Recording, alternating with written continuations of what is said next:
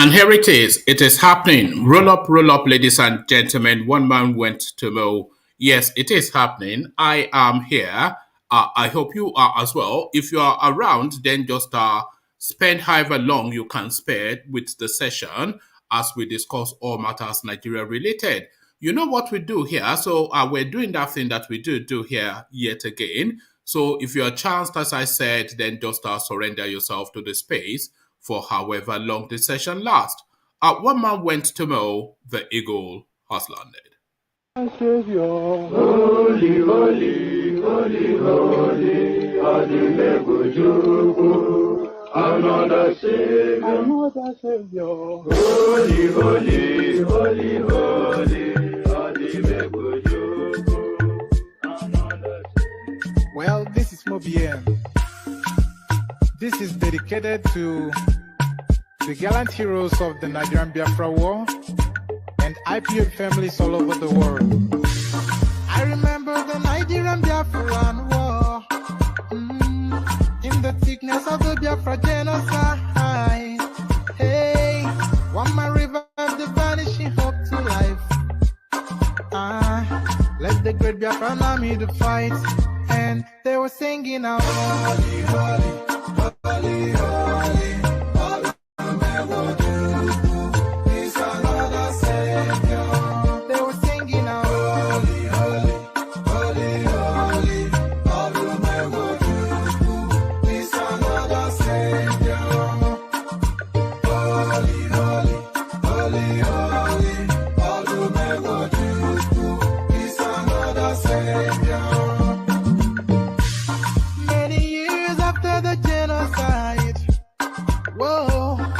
Another great leader has risen up now.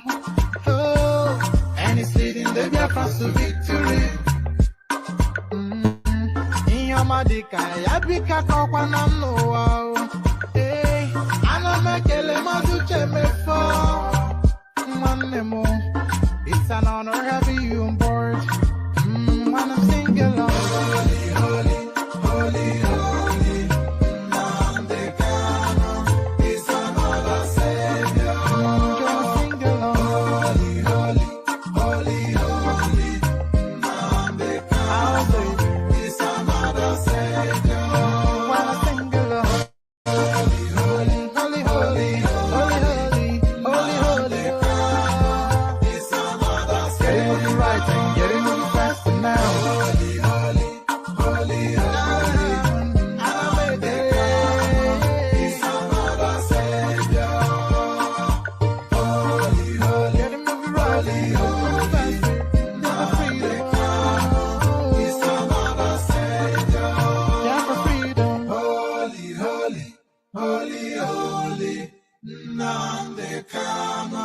It's another Savior. Another Savior. Holy, holy, holy, holy, Aregbesola, another Savior. Another Savior. Holy, holy, holy, holy, Aregbesola, another Savior. Well, this is Mobien. This is dedicated to the gallant heroes of the Nigerian Biafra War and IPO families all over the world. I remember the Nigerian Biafran War, in the thickness of the Biafra genocide. Hey, one man revived the vanishing hope to life. Let the great Biafran army to fight, and they were singing out, holy, holy, holy, holy, it's another Savior. They were singing out, holy, holy, holy, holy, it's another Savior. Holy, holy, holy. Hey, one man revived the vanishing hope to life. Let the great Biafran army to fight, and they were singing out, holy, holy, holy, holy, it's another Savior. They were singing out, holy, holy, holy, holy,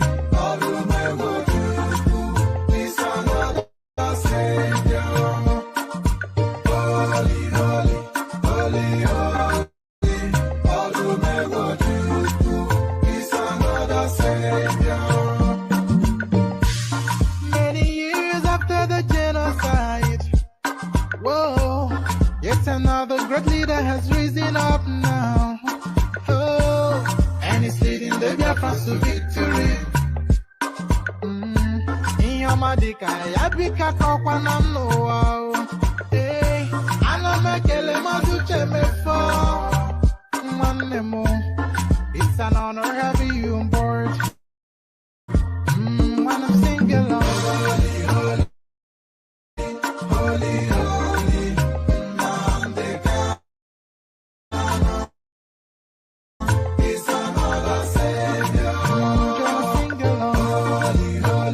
Holy, holy, Nandeka.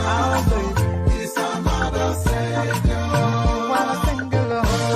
Holy, holy, holy, holy, holy, holy, holy. It's another Savior. Getting it right and getting it fast now.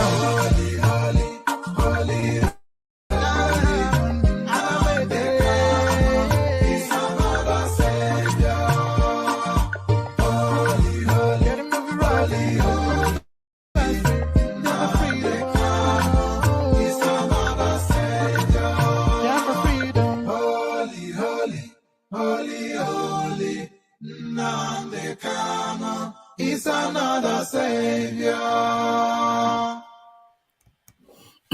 There you heard it. Voices from the East. Holy, holy, holy, holy, Nnamdi Kanu is another Savior. So that is the gospel from the East. Holy, holy, holy, holy, Nnamdi Kanu is another Savior. As guys, I bring you this. Nigerians should be thankful Buhari is doing them big favors as president. Yemi Osinbajo speaking. Nigerians should be thankful Buhari is doing them big favors as president, a headline attributed to Yemi Osinbajo. So now, the second story which we're going to spend a lot of time on is this part that has just opened up, initiated by Aregbesola in Osun State against Tinubu. Of course, we all heard the verbal assault that he launched against Tinubu just a couple of days ago. So the backlash and the fallout from that are 165 billion naira prison funds. Reps probe Aregbesola days after attacking Tinubu. So the rep leader himself, Gbajabiamila, a Tinubu stalwart and a loyalist. So we've been asking who's going to leap to Tinubu's defense, and it looks as though they are queuing up to do exactly that. 165 billion naira prison funds. Reps probe Aregbesola days after attacking Tinubu. So now the empire strikes back. The empire strikes back. Tinubu for President 2023. Sunset on Rauf Aregbesola's political career. So it looks as though they are already burying him in the headlines. So quite what led to that audacious headline, we'll find out just shortly. Tinubu for President 2023. Sunset on Rauf Aregbesola's political career. So quite what's in play there, we find out fairly shortly. Decision on disgraced cop Abakari delayed by flawed police report, says Police Service Commission. So flawed police report, you can read into that, a cover-up. So it looks as though they were attempting to cover up that space. So quite what is in play there, shortly we find that out as well. But before we find anything out, we come in via Yoruba land, Herbert Ogunde, as he visits London.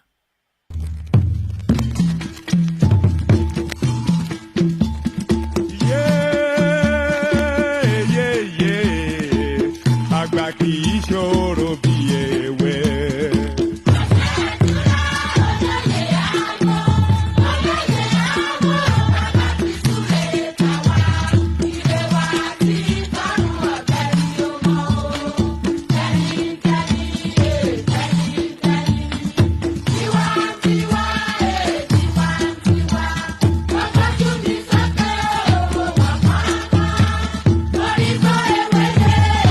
Àgbà kì í ṣòro bí ewé.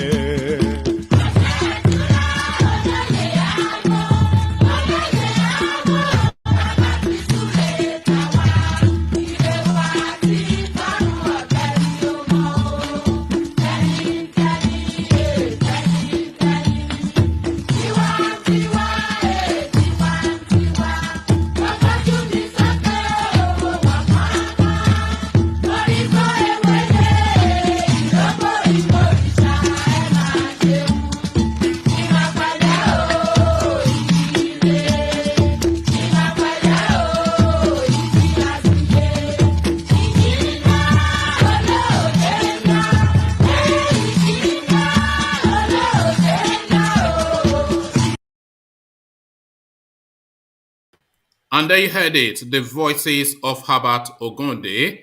So the voices of our Herbert Ogunde, guys, I bring you this. Nigerians should be thankful Buhari is doing them big favors as President Yemi Oshibanjo leaps to his master's self-defense. Our Vice President Yemi Oshibanjo on Wednesday says Nigerians have a lot to be thankful for by having President Muhammadu Buhari as their president, saying the Nigerian leader has been doing the country a great favor by being honest and incorruptible. We are very fortunate that God gave us a leader like President Muhammad Buhari at the time we are facing, Mr. Oshibajo said, whilst meeting with a group of entertainers from the northern region at the State House. And the reason why I say so is because, you see, if we don't have a steady hand, matured person who understands a lot of things and who is respected by the people, there will be more chaos and we won't even know where this will end. We must continue to thank God that at least we have a leader who is considered honest all over the country. Everybody knows that he's a man of his words. No matter where you are in the country, you know that he's a man of his words. You know he's honest and you know he's not stealing the resources of the country, the vice president added. Daolu Osinbajo, a spokes. So that's actually, so that's one of his spokespersons, by the way, Laolu Osinbajo. So already, I don't think Osinbajo is a common name in Yoruba land. So that tells you, keep it in the family sort of narrative. Laolu Osinbajo, a spokesman for the vice president, who released transcripts of the meeting, said it was attended by several top-rated Kannywood personalities led by Adamu Dauda. Rah, rah, rah. We are still fighting insurgency, Boko Haram insurgency, and ISWAP. Then we have banditry here and there in the northwest and things like that. All these have all these have occurrences in the life of a nation. Every nation runs into trouble, but it is the government at the time that must take the responsibility. Mr. Oshibanjo further stated. The comment came as Nigerians were lamenting worsening economic hardship and insecurity, with Mr. Buhari promising but failing repeatedly to contain the crisis. Whereas the regime said it lifted 10.5 million Nigerians out of poverty, the World Bank said 7 million Nigerians dropped below poverty line due to the worsening inflation in the country in 2020. Rising inflation rates have sent prices of food and commodities through the roof as the nation's central bank battles foreign exchange crises. Mr. Buhari has also come under fire for his inability to rein in the excesses of armed groups across the country, including the bandits' occupation of communities, mass abduction of school children, amongst other emergencies. Despite purchasing multi-billion dollar weapons and fighter jets with a promise to eliminate armed bandits and Boko Haram terrorists, Nigerians have decried the lack of tangible results overall. Earlier in February, ruling APC members took turns to lambast Mr. Buhari's lazy approach to resolving the nation's worsening insecurity. It is indeed a national disgrace that this thing is happening on a daily basis. I remember last year alone, there was a supplementary appropriation. Adamu Alero, an APC senator from Kebbi, stated. The senator added, we approved over 865 billion naira, and this year's budget, I know we have close to about 1 trillion naira, and we are getting little in terms of the outcome. Senate President Ahmed Lawan was also Senate President Ahmed Lawan was also unsparing, urging Nigerian military to wake up and protect Nigerians. The expectation of the Senate is that there is supposed to be a remarkable difference in the success in terms of the fight against insurgency, banditry, and militancy in Nigeria. Mr. Lawan said, when we declared the bandit as terrorists, my understanding was they are going to be dealt with ruthlessly now. I wonder whether that is the case. Still, Mr. Osinbajo, who seeks to succeed Mr. Buhari, said the administration has performed beyond expectation, a position he would likely emphasize when campaign season opens later in the year. So painting black as white as only a lawyer can. Painting black as white, but that painting being done in human blood. 165 billion naira prison fund. Reps probe Aregbesola days after attacking Tinubu. The Speaker of the House of Representatives, Femi Gbajabiamila, has revealed that the House has commenced a probe of the Minister of Interior, Rauf Aregbesola. Correspondents report that the Minister and Prison Chief, Hilaru Nababa, have been accused of misappropriating about 165 billion naira funds earmarked for the development of prisons. In Nigeria, the House on Wednesday resolved to probe the duo following a motion of urgent public importance moved by the minority leader of the House, Honorable Ndidi Elumelu.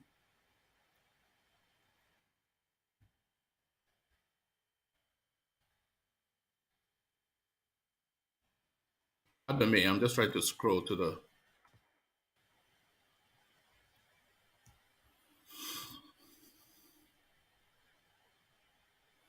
Okay, he said the house is disturbed that he said the house is disturbed that despite this act and increase in budgetary allocations to the Nigerian Correctional Service to drive its renewed mandate, the tempo and quality of the service have remained the same, if not retrogressing. The house is worried that the working conditions of staff and inmate welfare have deteriorated, notwithstanding the over 165 billion budget allocation to the service in the last 2 years. Following the motion, the Committee on Reformatory Institutions was tasked to probe the allegation and report back to the House in a week, in 10 weeks' time, or is that 1 week? It doesn't say. Correspondents report that the probe is coming days after Aregbesola had lambasted national leader of the All Progressive Congress APC, Bola Tinubu, who is seen as the political leader of Gbajabiamila. Recall that Aregbesola had on Monday said Tinubu, who he had once trusted politically, betrayed him. The former governor of Osun State lamented Tinubu's involvement and lackadaisical attitude towards the poor governance of the incumbent Osun State, Boyega Oyetola.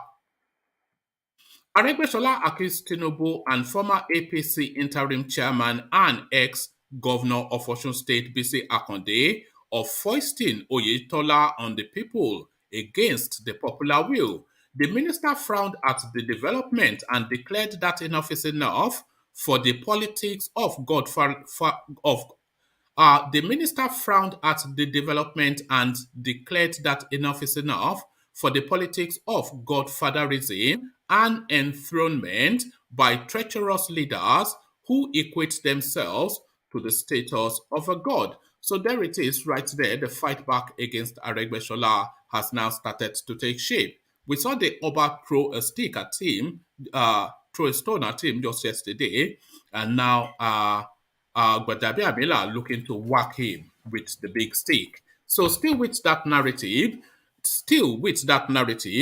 Tinubu for President 2023, sunset on Rauf Aregbesola's political career.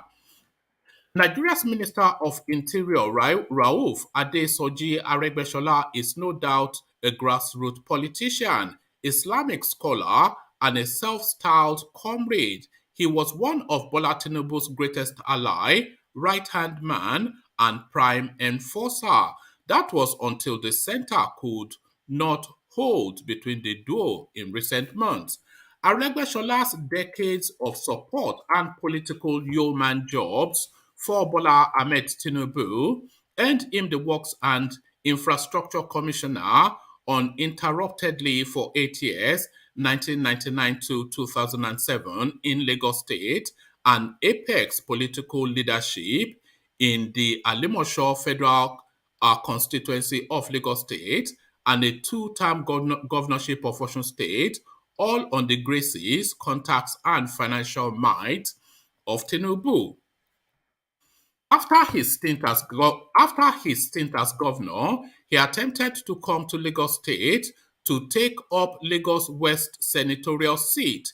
He was casually resisted by the then Governor Akewumi Ambode and other Lagosians, who rightly counseled Tinubu that a former governor from another state should not come and take such an important position to the detriment of indigents and politicians domiciled in the state.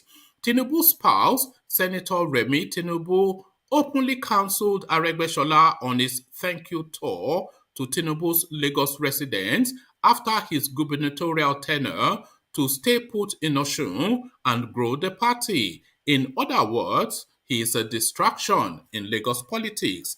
This action by Ambode and other well-meaning inner caucus of Tinubu drew the ire of Aregbesola, who vowed to stop Ambode's second-term bid. He conscripted the late Senator Bayo Ashi. He conscripted the late Senator Bayo Oshinowo Pepper. So that is his nickname, Pepper. Right Honorable Mudashiru Obasa, Lagos State Speaker, Senator Solomon Adeola Yayi. So those last words, that their nickname, Tayo Ayinde, Governor Babajide Sanwo-Olu's chief of staff, Cardinal James.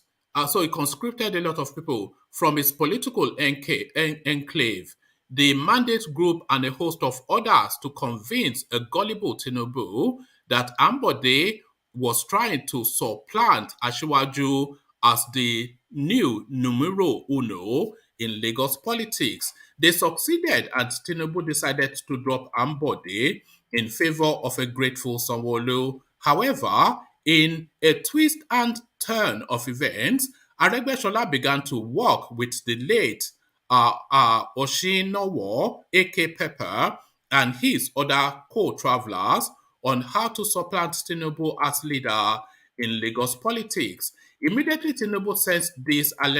Immediately Tinubu sorry, pardon me.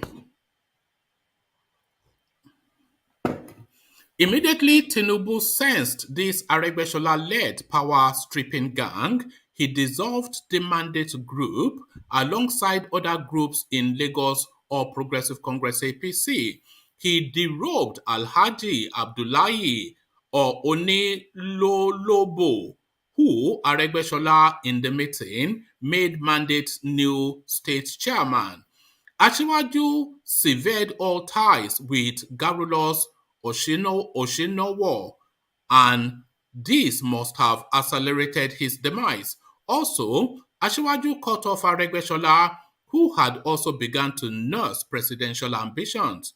He saw through Oshinowo's leakage of Lagos House of Assembly vouchers to implicate Speaker Obasa and by extension himself.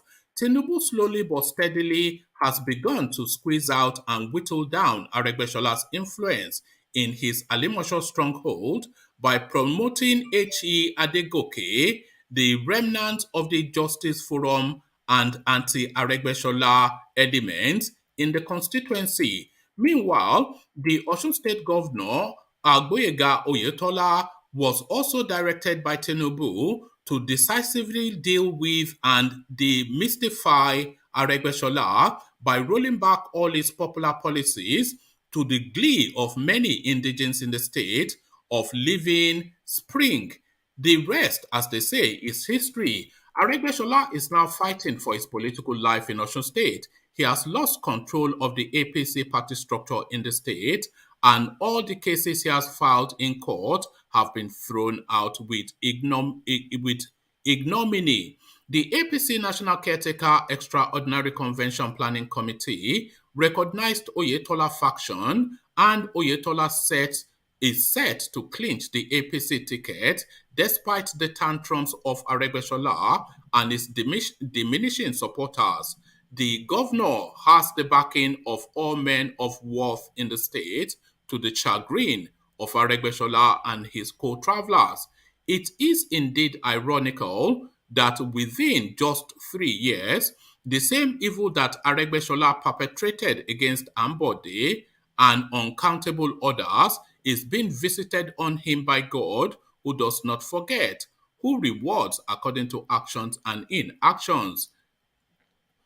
Retributive justice can be swift and decisive as the sun begins to set on Aregbesola's political career. So there you have it.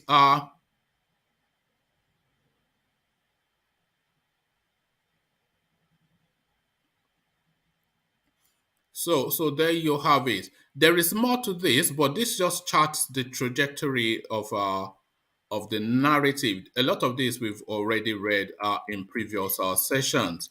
So let's see. Tinubu's political beneficiary, Aregbesola, lambasted him, Akonde Oyetola others at APC rally. Pardon me, Rauf Aregbesola, a former ally of APC strongman and 2023 presidential hopeful Asiwaju Bola Tinubu, has decided to openly extricate himself from the group. Aregbesola, who is the Minister of Interior and former Governor of Osun State, was in the state on Monday to meet his supporters in respect of the governorship election. Below are excerpts of his speech. So these are direct words from him. I am happy that we sent for you all and you honored our invitation. Those we specifically asked to be invited here are party leaders from the ward level to the state. They are critical stakeholders, and I am certain they are the ones here. Although some who are not with us would be here also, the informants to the other camps. But we are no longer afraid of no one at this stage except God. You are at liberty to listen to whatever we say here and go share with them over there. I am happy you are here. However, if we have to throw the cards open and start all over again, this party is ours. Let me repeat myself for clarity. This is the core Afenifere, a progressive group that genuinely loves the people, the society, and also loves itself. I am not talking about cosmetized good. This is Awolowo's group. It is Bola Ige's group. It is also Baba Akonde's group before he partly left us. We joined you in this same group in 2004, the group we labored in pain and anguish to put together from 2004 to 2010.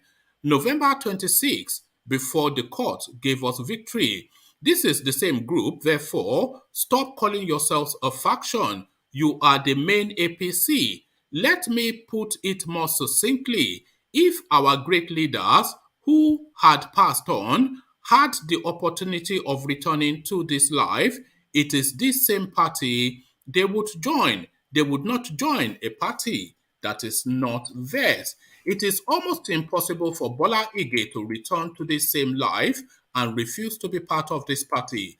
It will be very difficult. It would be impossible for Papa Awolowo too to come back to this life and elect to join another party in Osun other than ours. It will be difficult. And those of us who are still living are also here in this same party. There is no latter day member here.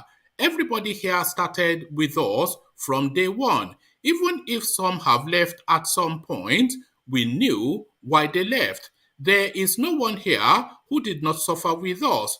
That is the summary of my submission. that they have returned to where they've always belonged, and to also return the party to where it should be, because we had hitherto followed the instructions of our leader, whom we thought was true to type.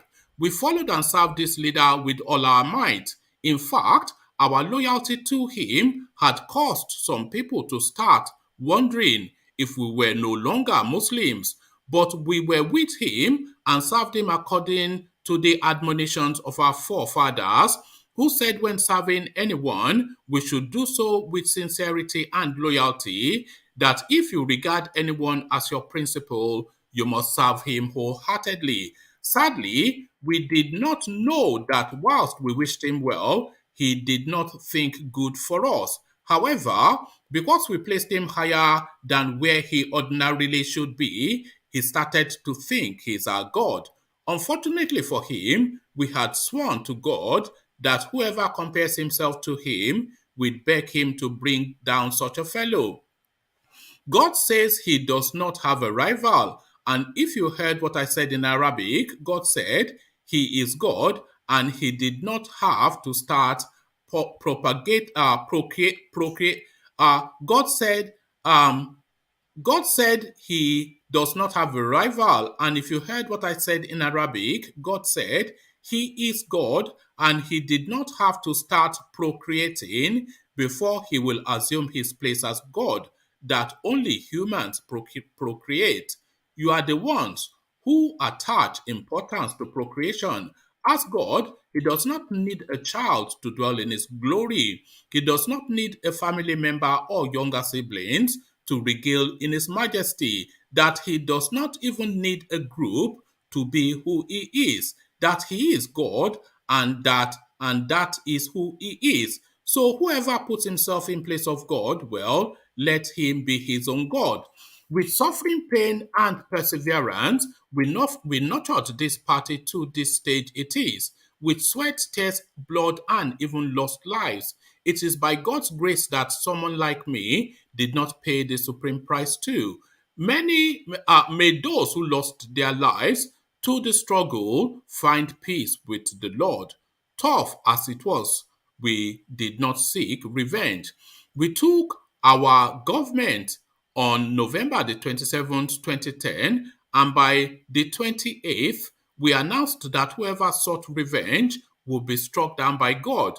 We only handed over to God. Those who made us suffer after we served for 8 years, it wasn't only party members that benefited from our administration. The entire state did. I went everywhere in Osun with projects. However, by the time my successor was handed over to me around July or May 2018, I was told, Rauf, this is the ideal successor that would stand by you. He would further showcase your efforts. He would not betray you. He would not dim the light of your glory. That was what the person who handed him over to me said. If the person is listening to me, it would resonate with him if he said so or not. But he did so, but did he do as he vouched for? And when he reneged on these promises, did the person who handed him over to me draw his attention to these failings? Anyway, isn't the person the one we now see today? Meanwhile, we are here at this station on three grounds. And if we go about it honestly, we would never regret this. First, God detests hypocrisy, that he is above all things, but hypocrisy he'd never go close to. However, our prophet said, assist the hypocrite and the victim of hypocrisy. But when asked to clarify the logic behind such statement, he answered and said, listen, it is possible for a hypocrite not to know he is one. However, those of you around should endeavor to join forces with the victims of hypocrisy to prevail over the hypocrite, and that way you would have assisted the hypocrite to change his ways. That is the first reason we are here. And once we can do that, we would be good to go and they would be losers. It is God's commandment. Second, we are the ones looking after the people in every way possible. However, those we put into position of authority to drive the project of caring for the people have since abdicated this responsibility, and we would never share and we would never share space with such fellows. God says whoever is against the needy is his enemy. To that extent, we have to move away from these people because we cannot, because of our association with them, offend God. If we stick to this, we will prevail. The third reason is the things we did that the people wanted, which unfortunately this man has turned away from, and which formed the pride of our government, and which has been the thrust of our party since the days of Awolowo. We would not sit by and watch a fellow who had no clue about this task destroy our efforts. We will never assist such a fellow. In a worst case scenario, we would move away from them. Interestingly, so that, by the way, is a cross party thing, it's a party crossing thing. So, at the worst case scenario, we'll move away from them. So, essentially, moving what is left of his structures to the PDP. We will never assist such a fellow. In a worst case scenario, we would move away from them. Interestingly, in every group, everyone has a right to their choices. But in making those choices, you must be sure a majority of the members align with you. It is possible some share your ideals, and it is also possible some do not. This happened in Lagos recently. There was a governor who wanted to seek re-election, and the party declined and showed him the way out with their votes. So the same way it was in Lagos then is exactly the way it is in Osun today. What is good for the goose is also good for the gander. It cannot be the turn of your younger brother now and you change the rules. So that is the back and forth of the Aregbesola Tinubu, now Gbajabiamila, and the Obas in Osun State battle. So how that plays out, we will see. So we land finally on this. Decision on disgraced cop Abba Kyari delayed by flawed police report, says Police Service Commission. So you can read flawed police report to mean attempted cover-up.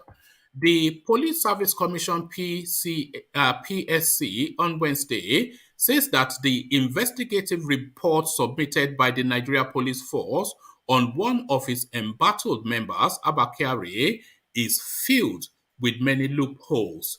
The commission, which earlier ordered the force to conduct a fresh probe with a different panel on the Super Cup and submit another report within 2 weeks, maintained that it must submit a fresh report within the given time frame.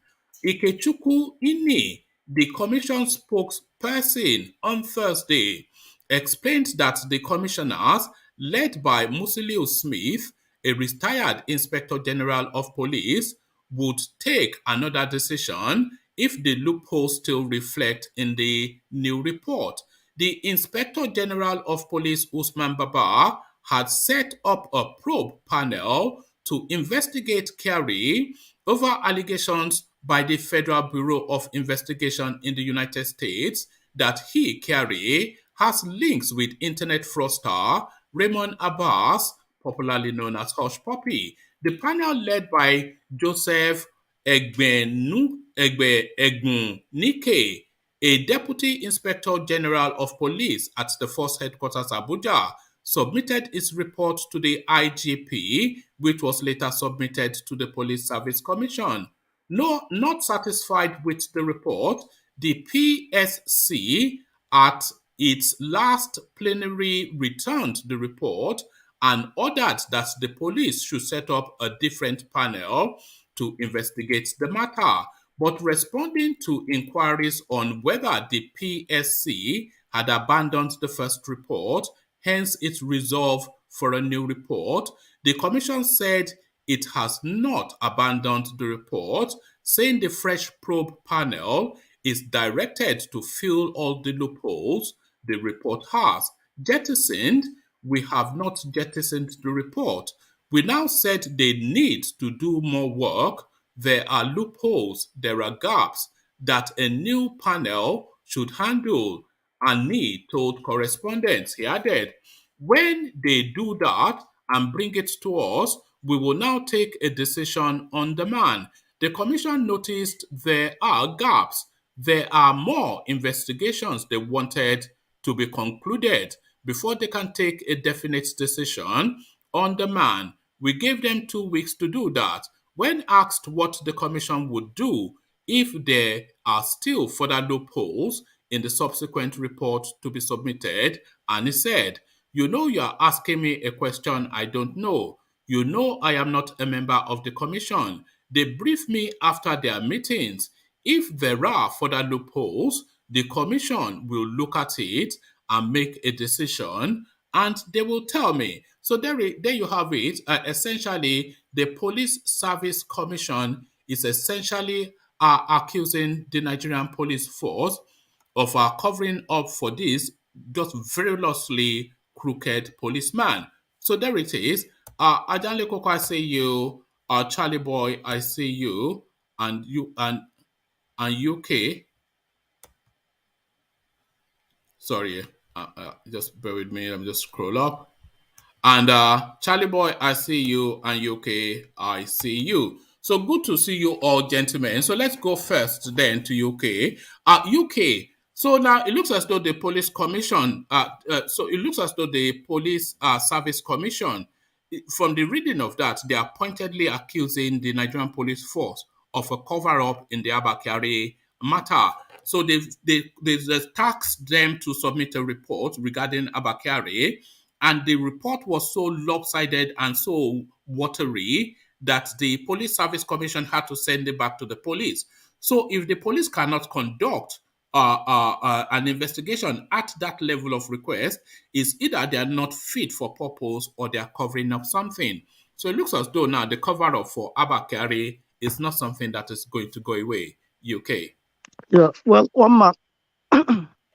Good morning. This is Good, the morning now. Me, I good just came. afternoon. Yeah, I worked last night, but I just came back. I said, let me log in. Yeah, good morning, everyone. Good morning, the viewers. Please try to hit the like button and share. What I want to say, one man, this, the institution now, the police institution in Nigeria is full of corruption now. So there's no time they will do something, and based on what have happened, you see, they have been always. I mean, they know what that man did is wrong, but just that he's Fulani, doing everything. So they want to cover their people, and they can never want to surrender him.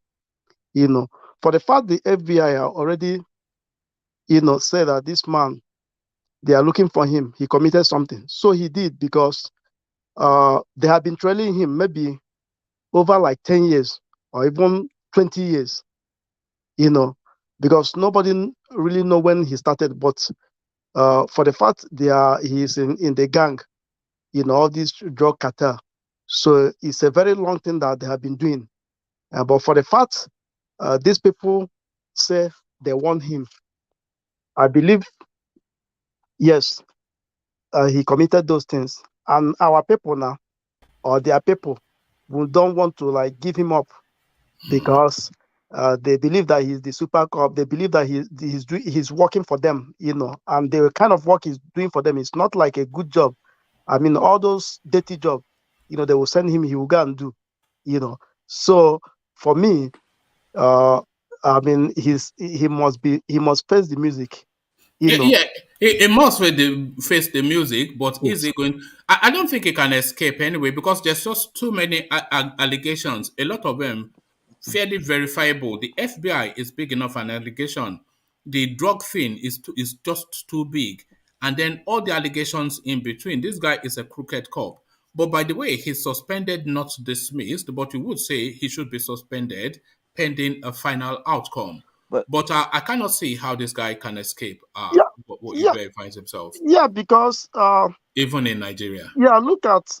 Could you imagine somebody they say that they suspended him and he still have the guts to show that nobody can do anything. That I mean he's above the law. Could you imagine somebody who they allege that he has something to do with hush puppy, and they ask you to Is stay going to that. carry out cocaine deals at the Exactly, airport. you still have the guts to tell Nigerians or to tell the government, we are the one that, I mean, which means this government belongs to us, so we can do whatever thing we want to do. Nobody will say anything. So that's exactly, I mean, you're just throwing, that shit into every Nigerian. Could you imagine from the hierarchy, even from the man who sent him to do the job, to tell the man that you are nothing, I can do whatever thing I want to do, then I'll get away with it. So you can't do anything. So nobody can tell me what to do. Yeah, That's exactly what is going on.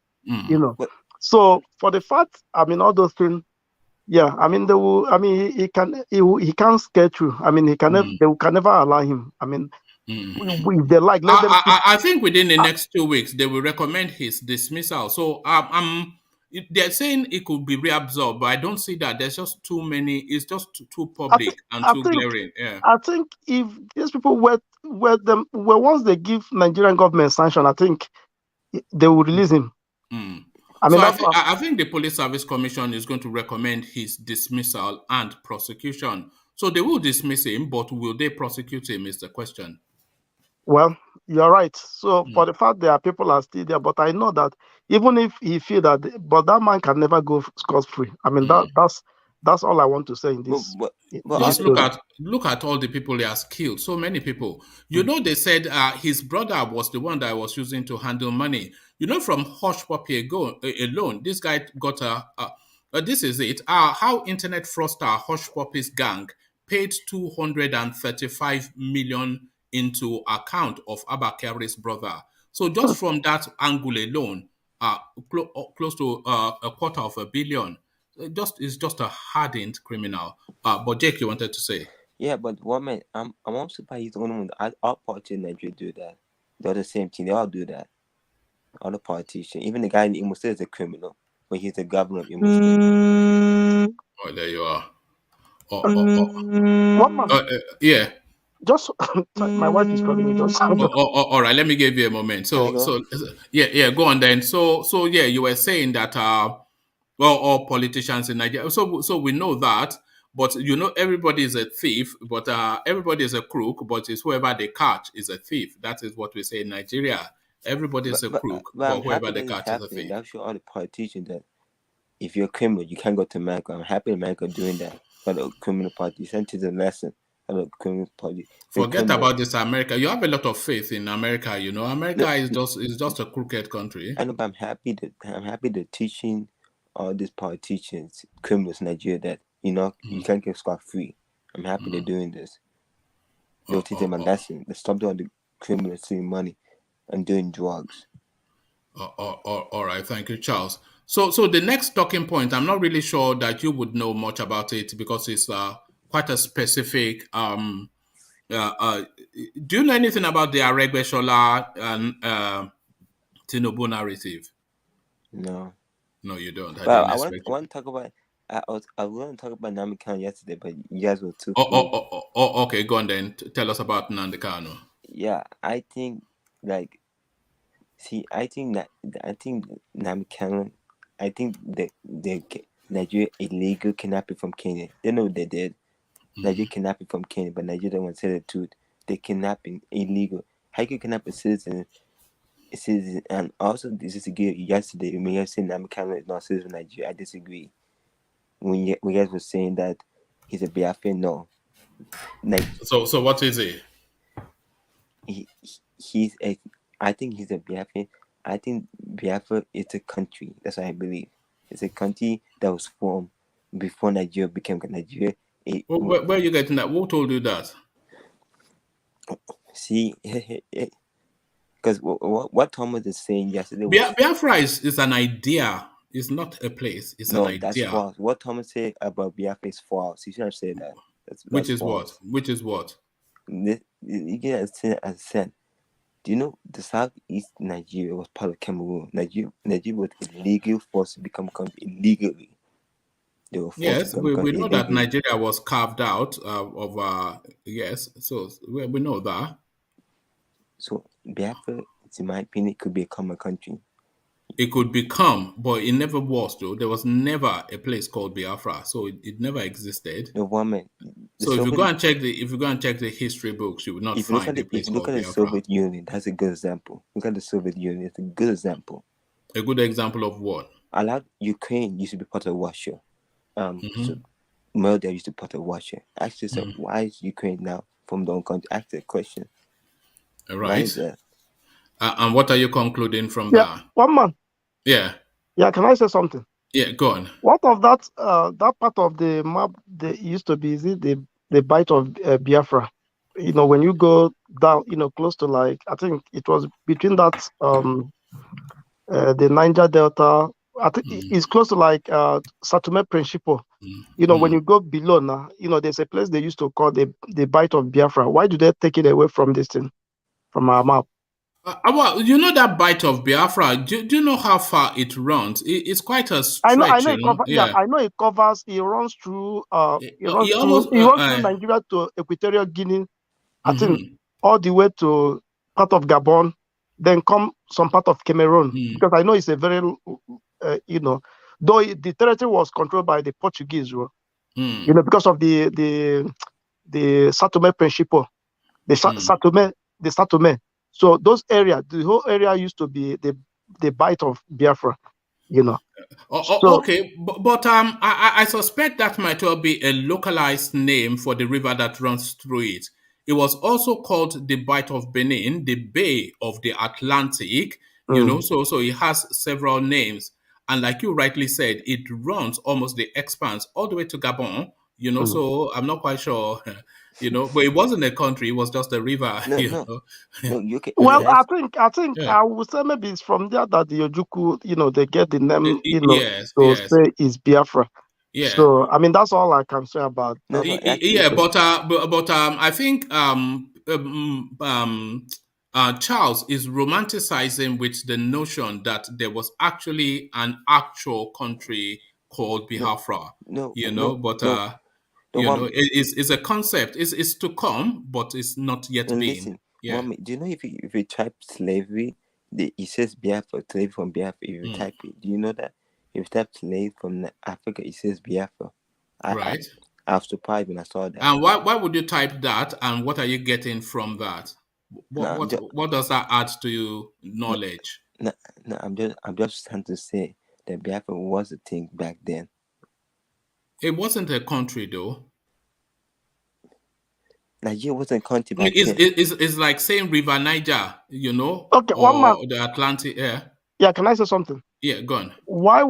If it's not a country, why did they make the money? During the war, the Biafra. At least I've seen the money before. Yes, They have Biafran, I'm going to Biafran. try and buy one as well. I think we can still buy it on eBay because I'm collecting all those things. So Yes, because we I'll go have and buy it. we have Yeah. this thing. So with that money, I think any country that have money, I think it's a country now because they were Mm, trading with that money.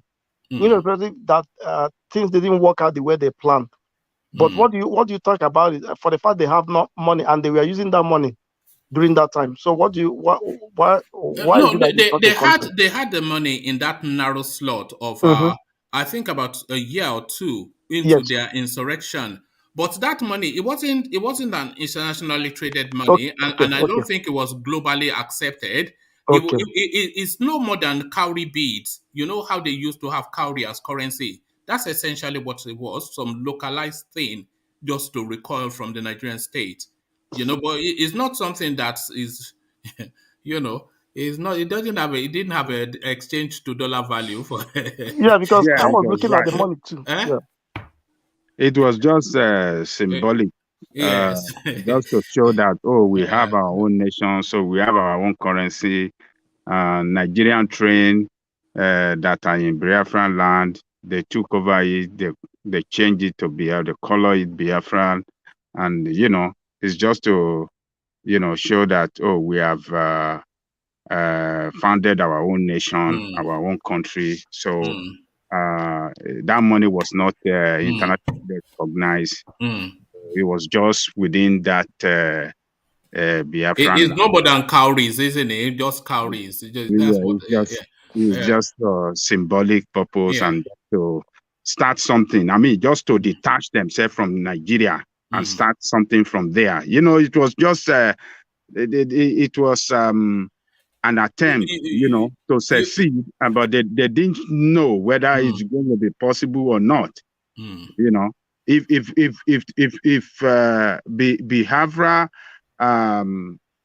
if Biafra had seceded away from Nigeria, yeah, they would have had their money now. They would have been recognized as a nation. But since they failed, so the money just died. It just died within that territory. It's just like, you know, those Mickey Mouse dollars that they use as so not to call it Mickey Mouse, but you know, the reason why I'm just staying with Charles is that Charles seems to have the idea that there was a country called Biafra that was broken up or done away with, and they are trying to resurrect it. So what I am trying to explain to Charles, just so he moves his mind away from that, is that Biafra is an idea, you know, that they are trying to evolve into a country, but it wasn't a country that ever existed. It's an idea that that the East essentially are trying to evolve into a sovereign state. So that's the narrative. There was never a country called Biafra. Same with Nigeria. Nigeria wasn't a country before 1960. Yes, no, that's accepted. But do you understand that though? That there would never been a country called Biafra. I know, but it might well come in the future with the way things are. Yeah, Nigeria was a country before 1960. No, of course, Nigeria is still not a country. A lot of people will tell you. Awolowo described it as just a geographical expression. Yeah, one man. Can I say something about the? I think you said something about the Yoruba. The Aregbesola, the battle between Aregbesola, Tinubu, and now Gbajabiamila. Yeah, but do you know that these our people now? I mean, I know those guys. They were born. Most of them, they were alive when Awolowo was trying to make Yoruba land better. But why is it that they can't follow the footsteps of Awolowo? Because they are all criminals, you know? Because it's like, I mean, they enjoy the scholarship or the free education that Awolowo brought in Yoruba land. But now it is their turn for them to lead. All they care about is just to destroy and to make sure that they suffer the indigenes, you know. But during their own time, they enjoy, and that enjoyment they don't want to pass it to the next generation. You know, look at how they are fighting. But that Awolowo, you know, they are hailing. It was a human being like them who knew what his people wanted, and he worked for it. And he provided them all those, you know, laid those plans down, and they don't want to follow it. Or they want to just come in and start stealing money, you know, keep impoverishing their people, you know, fighting because if not the money involved now, you won't see all of them coming out for the politics, you know. But those ones who did the politics and did it well and make a provision, because I think without Awolowo, Yoruba people won't be enjoying whatever thing they are enjoying, because Awolowo, you know, paved the way, you know, for their people and make them to, you know, open their eyes, tell them that education is the key, which a lot of them, and he made it very easy for them, you know, compared to other regions of Nigerians who didn't do as Awolowo. And, you know, from my own thinking and from my own view, I think Awolowo, if had it been they gave Awolowo chance to be a president of Nigeria, I think he would have bettered the whole country. That country, the country wouldn't have been into this mess, you know, because I think based on the narrative people always say about, you can see what is really going on based on Nnamdi Kalu too. Because what Nnamdi Kalu is shouting is to make the whole country so that everybody will enjoy. I think it was the same thing. Now I begin to read those things that some Igbo, they will say that Awolowo, do this. He was a one man, and he cannot challenge the federal government, because they are the one that tell him do that, and if you don't do it, they will lock him up or they will kill you. I mean, you can begin to see the correlation between what Nnamdi is fighting and what Awolowo was fighting. You see, because the people, they don't those people who are in power, they don't want other people to enjoy. Could you imagine a country where you don't? Okay, let me just give you an instance. One man, this morning, I got something from the Social Security. Maybe Ajali Koko should know what I'm talking about. Even others, I was so happy. One man, this is not my land, and I have not even stored this land up to like 20 years. But if you see the kind of money that these people, say, if I retire now, I'm telling you. So I'm very, very proud of this country. Another house again, UK, another house. I was so happy. I said, property if something happened to me today, my people will not even suffer. So you got your statement. I got the thing, man. I was so mad, man. That's so. My children, at least they're okay. I'm expecting my own commission, no. Yeah, but so what I'm trying to say is that's the kind of thing that we should be looking up to.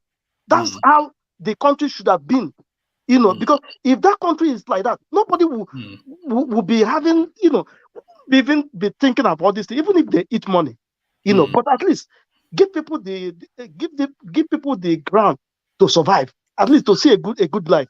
You see that reference you made to Awolowo just before I was kicked off the thing. You see, that is where the battle actually is, because Aregbesola, in his narrative, is trying to conjure up the memories of Awolowo, the stalwart of the Yoruba political space, that he is the latest incarnation of that narrative, that he's from the school of Awolowo, Jakonde, and Akonde, etc. And that party that he is creating, his faction of the party, is in line with the ideologies of Awo, etc.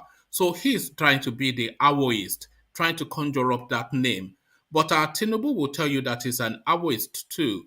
And if you look at Fayemi, he wears an Awo hat. If you look at Yemi Osinbajo, he wears an Awolowo hat. That hat that, if you look at the hat that they both wear, Fayemi, Osinbajo, that hat is the Awolowo hat. If you go and look at pictures of Awolowo, you will see that is his hat. So that the battle in Yoruba land politics is who emerges, or who people accept as the heir apparent of the Awolowo school of politics. So that is where that battleground is, and that is where Aregbesola is fighting from. He's trying to be the Awoist in the Osun State APC narrative. I think what UK is saying is that why can't they govern and better the life of the people? In the spirit of Awolowo. As Awolowo did. That is what UK was saying. That why can't they do that? You understand? It is not looking like Awolowo, or showing as if you are talking like Awolowo, but you could not act like Awolowo. But act and better the life of people the way Awolowo did. But is that not Aregbesola's argument, that he's a people-centric Awoist, whilst Oyetola, by extension, his daddy, they are just opportunities and interlopers?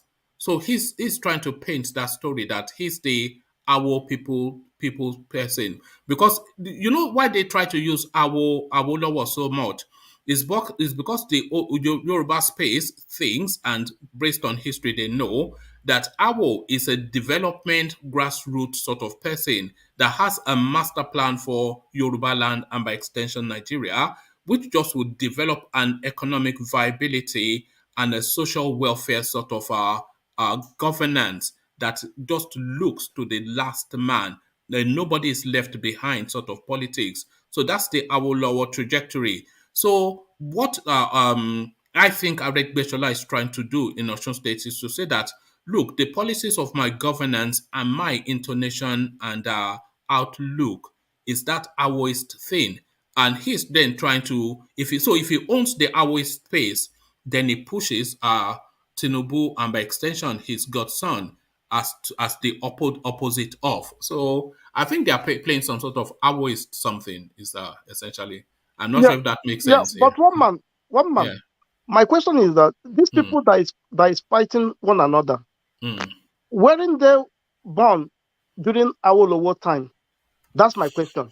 I'm not sure if they were robust enough to have had any real understanding. I think Aregbesola will be around about 59 thereabout. Fayemi round about that age, Osinbajo 62. They were in their youth now. They were in their youth. I mean, if you calculate the years now, I think Awolowo, I think he died. Was Awolowo not 50 years ago? How long ago was Awolowo? No, I think he died 85 or 80, 87 or 80 this thing.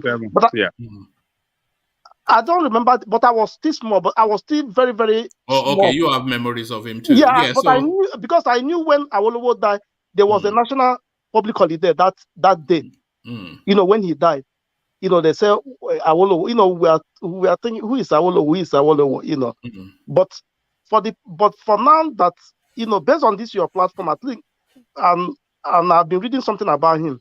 The man, he's a pace setter. He's a pace setter. I mean, everything he had, he planned. He's supposed to do in Yoruba land. Let them follow it now. It's the same plan. If you look at what Awolowo did, Awolowo, he had this farm. I think Ajale Koko might remind us what it is. He had a food strategy and then he had this. They were evolving. They were developing a Yoruba cattle, which was a breed of the Bororo cattle from the Chadian area, and a mix of domesticized cattle, because the cattle in Yoruba land then, they were somewhat stumped. It's a bit like a pony and a horse. Yeah, we have it in Igbo land. We call it Epibo. So he was trying to develop a breed of that. And then he developed mass communication through bringing television radio service via Ibadan, education. What he wanted to do, Awolowo, was to educate as much of Yoruba land to a baseline of education, so everybody at least school starts, and higher. And with that education, they can then take possession of the resources of the land and evolve it to create wealth. And he was doing it. So if that had followed through, can you imagine? Okay. Do you know that while I was in Nigeria, don't you know that I wanted to go to school in the West? Because when I look at my cousin that went to school in the West, I mean, they are very bright, Anna. I'm not saying that in eastern part like people are not bright, but there's a difference in Yoruba. You know what that difference is? That difference is because the Yoruba space, it opens its space up to all comers. So if it opens the space up, if I am there, you are there, Usman is there, and Sally from the Creeks, they are there. So we are all we'll just automatically will be sharper, brighter, because we are learning all sorts of cultures and all sorts of thinkings whilst learning the books as well. But if it was just me and Najan Lekoko just studying in Yoruba land, and Mike and Baba Kure, then we wouldn't learn as we would if we had you and Usman and everybody else in the same class. Let me talk to you, one man. Do you know that when I took my WAEC and JAM, my first choice was Ilife or Ibadan. That's where I wanted to school. Yeah, but that's because you wanted to run away from home now. I wanted to run away because I know once you step you wanted to escape home. No. But once you step your foot in Yoruba land, do you know that to travel out of Nigeria is very, very easy? Don't you know that, one man? Oh, okay. So that was your That was my move because while you are in school, you begin to make some contacts. You begin to make some contacts. You begin to make some. I mean, that's how you live. And so many Igbo people, who knew what I'm saying? That's most of them. That's how they travel. Because I remember that time there's an Igbo guy who's school in Ibadan. He will be in Ibadan. They will be bringing them from like to register for like scholarship to study in abroad. Which other part of the eastern place do they do it? They don't do it now. I'm telling you, you go to Ilife, you go to Ibadan, you go to maybe Lagos. They will bring form. Like people, like if you want to study in abroad, you fill out this thing. If you have this thing, then they can give you scholarship. But I never all through my this thing in Igbo land, I never see that. It never happened. They don't have a scholarship system that is government based. If they have it now, maybe it's for their children now, but not for ordinary people. But at least for Yoruba land, you can see it. You can see people will be be feeling it. The real travesty in Yoruba land is that everybody in governance now, they were all almost to a man beneficiaries of the Awolowo Jakonde free education system up to tertiary level. From primary school, they'll fund your education until you graduate from university. All of them, all these Oshibanjo, etc. And now, haven't then taken advantage of that system to make the most of their lives. They're now shutting down that system and making it so expensive so that we won't have somebody like them coming through anymore, because it's only the sons and daughters of the rich now that can get an education in Nigeria. So that is all everything we are saying. That's what I was trying to say. Why would they be doing that? Even as if there's more money in the system to them compared as of that time. But the man Awolowo tried to manage to make sure he used the resources usefully, to better the people. Now that they are making more money, why then can't open that space, so that people they will better their people. I don't think it's wickedness, by the way. UK, I think it's just greed. I think they're happy for people to be educated, but they're so gluttonous in the looting. They just loot so aggressively. It's wickedness because I can't say it's greed. It's wickedness and greed. Because if you're not wicked, you always give people, you always make it, easy for people, because you have made it in life. So why don't you open the space for other people to, or put a policy that will favor everyone, from even the ones in the rural area. I mean, if you take this headline, for instance, UK, 165 billion prison funds, reps probing Gbajabiamila. So 165 billion, but how long? That's just within 2 years. And why so much? So they've given us all of these monies to repair all of the prisons, because the prisons, they're just like death traps. It's just 150 to a room. So they've given just all of this money just to rebuild the prisons, to bring it up to modern standards, etc., etc., and the welfare of the prisoners and the staff. 165 billion naira. But now they've gone to the prison. They not only have they not seen anything, it's actually worsening than when the money was released. So this is Aregbesola, of course. So he knows that the prison has to be fixed, but the greed, just to loot everything. This is really, looting the money. Where is the money? Because when they look the money and come and bring it overseas now, the government of overseas will use the money. Even at the end, they will tell you you can't take more than $10,000. That one is sure. All they do, they will just come and buy a house. That's why I laugh when people like David Cameron is saying that Nigeria is fantastically corrupt. Nigeria is fantastically corrupt, but who facilitates it and where is the money parked? It's them now. It's in the UK banks now. Yeah. And they are using it to build roads and hospitals and train stations for yourself. And also use it for their own trade. I use it for their own trade. Well, I don't know. I don't know how. It's self-hate is what I think we have. It's true. Or inferiority complex, or one of the two. I keep telling you, or both, that our people, they don't like the country, Nigeria. They hate the country. But do they hate themselves? Do they have? Yeah, they do. They do hate themselves. Yeah, because if you don't hate yourself, when once that kind of money come, you put the money into action. You know, you begin to work.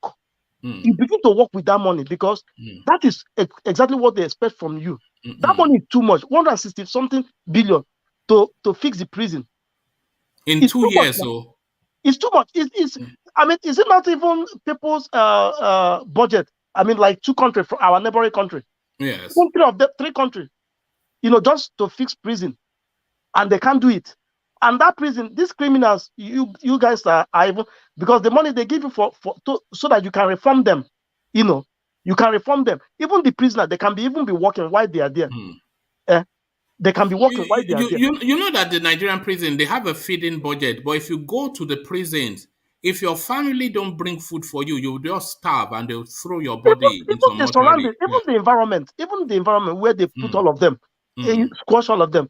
That's why a lot of, if you go to prison in Nigeria now, within if they release you, you won't even last, because you will die because of so many diseases. Yes, your family, your body will start to flake. Your all these things will start to protrude from your, and then your eyes is red.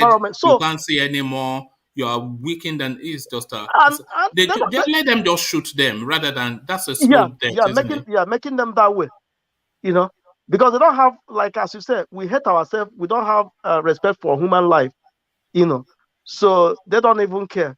But I think time shall tell. You know, UK, it's always puzzled me, and it continues to puzzle me. So yeah, Malam Bantuti from Adamawa, whatever, they make you a minister, and then you loot about $2-3 billion, and then you go and buy a mansion in Saudi, a whole estate in Dubai. So now, when you get to Dubai and you are buying all those estates and everything is well laid out, like Aladdin, you know, like like Aladdin, like Narnia, you know, like some, you know, heavenly sort of place. How do you think that came about? They invested in that space, and when you are buying that estate, what do you think they are thinking of you? They are saying yes sir to you, but they are just thinking, look at this, just you this are a very foolish animal, person. you know, Yes. you know. Even like me, I mean, that is why when I look at, and then the Yoruba man that will steal and take it to London as well, and the Igbo, so not just yes, enough. But I know. I know. I mean, the thing is that I think these people that went into power without any, because some of them, they didn't struggle for those power. You know, they were just use GPT. You know, because they didn't work for it. Because anything you work for, well, once you get it, you feel satisfied and you do the right thing, you know, at the right time, because you know how hard it is for you to get it. But for them, they get it as a platter of gold now, because they didn't work for it. You know, could you imagine somebody who enter into policy in Nigeria? By the time the person is even 2 years, he will begin to control so many. You begin to. I mean, what's the sense of going? Even that's why they make people who went to school as if they don't even know what they went for. You know. You know what I think, UK? I think these people are actually looting for sport now. It's like a sport. So let me tell you what I mean. So Atiku loot, and he goes and buys like a whole estate with about 30 houses, 40 houses in Dubai, and he's gifting it to girlfriends and gifting it to use, and it's just like a godlike figure. So the next one now that says Atiku with an estate with 10, 15, 20 houses, he's not now satisfied to just loot and go and buy a mansion. He wants to beat Atiku. So he will loot as much to go and double Atiku's estate in Dubai. And then the next one wants to match up. So they are looting now for sport, not to just to get rich anymore. But are they worthy even to come out and say that they want to lead Nigeria? I mean, that's my question. Are they worthy? That's the question I ask Nigerians. These people, are they worthy? People who doesn't want to invest in the country, you know, to use that money they steal now. Okay, you steal the money. Use the money. Even if you go to your village and use that money to develop everywhere, people come from other part of the country to come and work. I mean, it still makes sense. You know, it still makes sense that you are the one that the company belongs to you. That's why sometimes when I look at, you know, like sometimes people go against Dangote. Yeah, quite sure he has his own, but at least he puts most of the things in the country too. You know, yeah, quite sure. I mean, he has his own this thing, but at least you can still see it that he do it within the region now. At least people can come from anywhere to come and apply and work. You know, I've often wondered that Nigeria, if they can grant the looters amnesty on one condition, that you can keep all you looted, but bring it back internationally, bring it into the Nigerian economy, and you can keep the money. Because the value within the economic space of Nigeria, is sufficient enough to still propel the state, the space, Yes. you know, or it's just, I don't know, man, But because but they are hitting us twice. They yeah, steal the money and then yeah. they take it abroad. So So the value that the money has, we don't get it, and the money itself, we don't. It's just, another question I want to ask. yeah. This country they take those money to. Have you seen any politician in that country bring anything shishi into our own country to come and No, build, or to come to Abuja where they say Abuja is heaven, to come and build, or to come to Lagos to build? That's no, my question. they are not idiots now. They are Why not idiots. Where are why the is it idiots? that Nigerians, our will never do? Because I mean, even this election, why don't we look for somebody who love the country, who can invest in that country and make him the president if the election will hold? That's the question I want to ask You know Nigeria. that person you just described, he could have been Buhari, if Buhari had not, because Buhari had everything for greatness and he just failed himself. Because the Buhari narrative, as we know, is a Spartan man, is a disciplined man, is an incorruptible man, is a strong-willed man, and is a man of the people. So if he had all of those five things for the greater good, he would have been the greatest Nigerian that has ever lived. He would have been, you know. But he just went with tribe and religion, and he just released the hounds of hell. But, Okay, so uh, let me allow Ajali Koko to say something. all right, thank you, UK. So Ajanle Koko, so to you then, this is a storyline that we have been discussing for the last couple of days, and the opening salvo fired by Aregbesola mocking Tinubu, and we were wondering who would write to Tinubu's rescue. The Owa Obokun of Ijesha land, the first to throw this first stone, and Gbajabiamila now brings out the knife for the kill. 165 billion prison funds. Reps probe Aregbesola days after attacking Tinubu.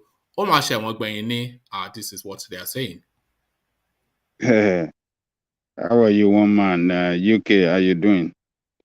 I'm okay. Okay. It be like say the work you get as it be these days. They see your face again. No, it's because sometimes my my children, I help them out for their homework. Okay, I know the way Yeah. it is. It's not easy when you have young kids like that. You have to you have to be there for them. Yes. Yeah. Okay. First of all, let me respond to our sister Shld in the commentary section. I can see her saying there that Obasanjo ruined Nigeria. How did Obasanjo ruin Nigeria? You are lying to yourself now. How did Obasanjo ruin Nigeria? When Obasanjo was head of state, was Nigeria like this? Is it not your brother Jonathan that ruined Nigeria? Is it not his failure that led us to where we are today? Why are you trying to blame Obasanjo for the problem that your brother created? Is it not your brother Jonathan that was so incompetent and cannot so allow corruption to flow during his time, and Nigerian decided to kick him out? And you are lying to yourself. You think you are talking about Obasanjo ruin Nigeria. Just stop that lie. You are lying. So let me go to the main point. One man. Aregbesola, well, the game that is playing out is good for us, the people. It is good for them to fight and tear themselves apart. Maybe they will start revealing their secret, what they have done behind the scene, that what they have done all the shady deals that they have done. Maybe they start revealing it and, revealing their secret of bad thing they have done against we the people. So the fight is good. That is why I support Aregbesola. I don't want him to back down. I want him to remain focused.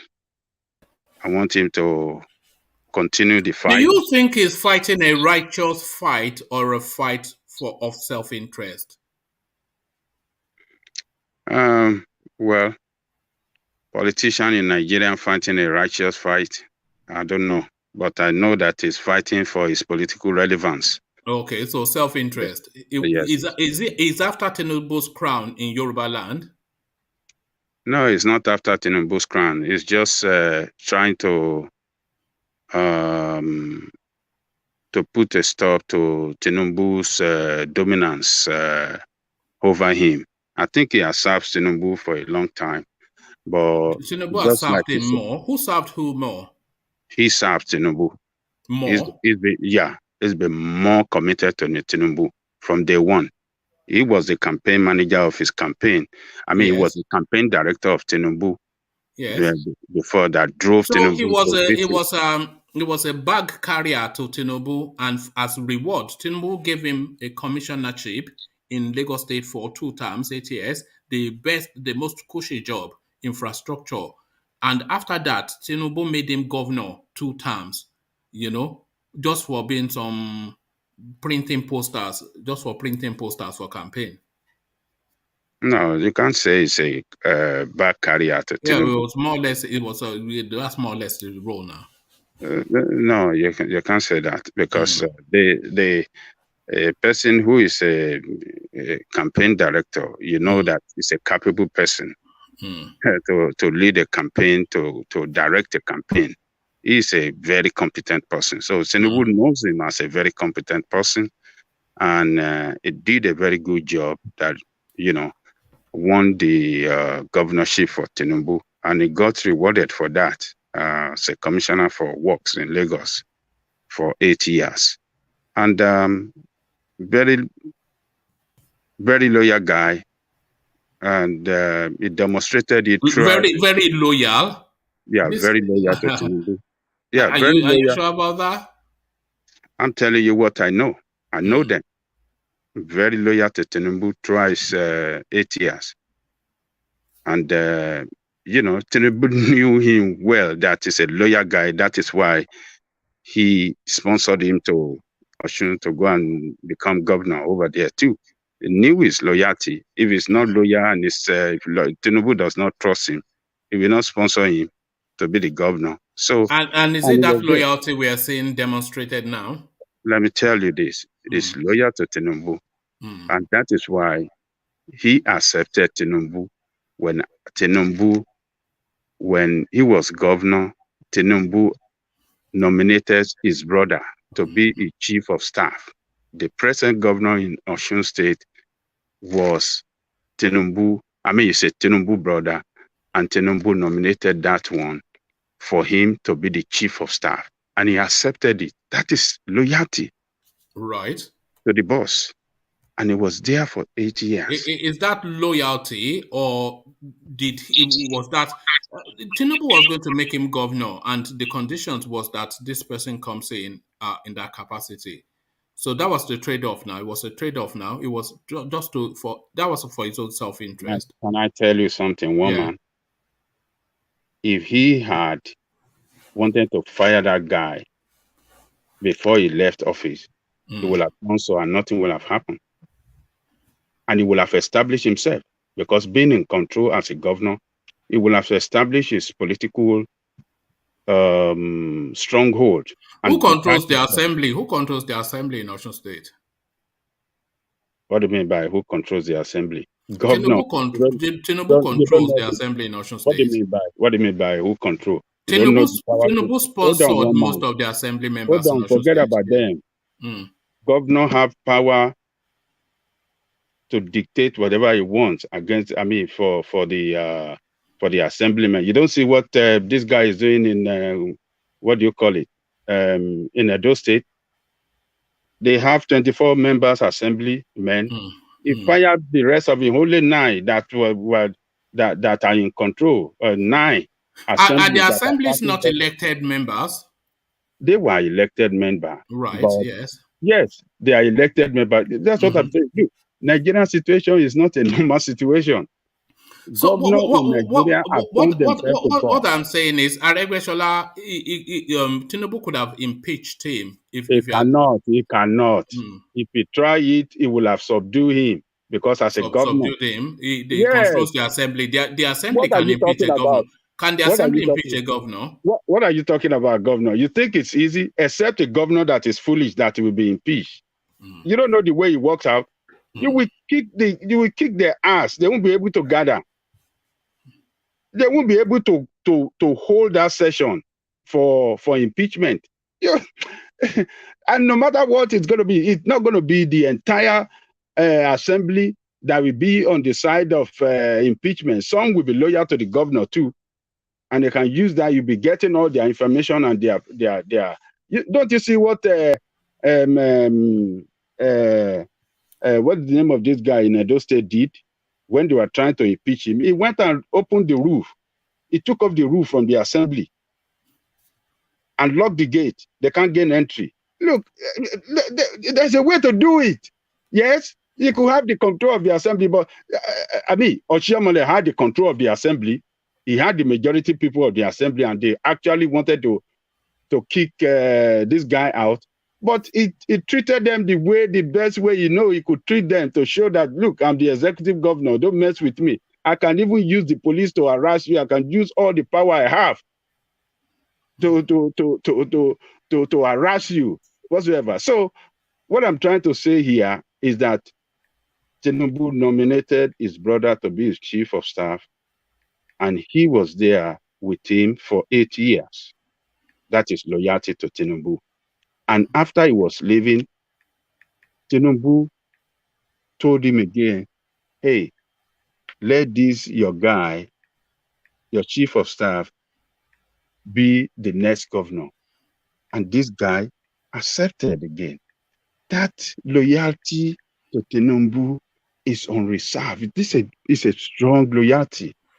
So, but now, when Tinubu brother assumed office and all his own power, you're trying his political structure in the state, you're trying to cut it into pieces and then to reduce him to nobody politically. I mean, so he will fight. He will fight. Tinubu shouldn't have go to that extent to destroy that guy, political structure in the state. He should have called his own brother, hey, we cannot do it like this. You can't do this to your former boss. You have to be loyal with him. You have to work together with him. I don't want it. I don't want a betrayer. Don't act like a betrayer. So what happened, if I could guess right, is that Tinubu have gone far to destroy the political relevance of that guy in that state, and that is why this problem, we are seeing all this, yab me, I yab you.